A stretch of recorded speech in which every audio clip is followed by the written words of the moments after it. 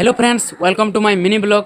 तो यहाँ आम गणेश पूजा मंडप देखी पार्थ। तो यहाँ आम गणेश मूर्ति और गणेश पूजा दिन मुझे भिडियो टी बनई पारे टी व्यस्त होती और नुआखाई दिन गले बनई है।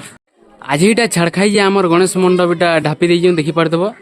तो यहाँ आज नहीं खोला हुए बंद रहा आज 3टा रंगे।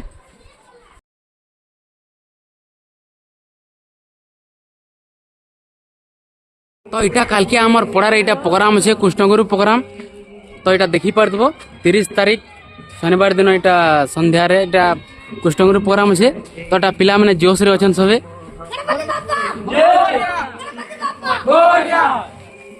तो यहाँ हूँ आमर पड़ा और इ जगार काल के कृष्णगुरु प्रोग्राम है। तो हाड़े अच्छे आमर गणेश पूजा पेंडाल। तो देखी पार्थ और इे यहाँ नुआखाई जुहार सेल्फी पॉइंट यहाँ। तो काल के आमर पड़ा रे प्रोग्राम है कृष्णगुरु प्रोग्राम 30 तारीख संध्यार। तो पिला मैंने कहाँ बोलीच बोल मोर ऊपर पड़ा रहबा मन रखी तो 7 बजे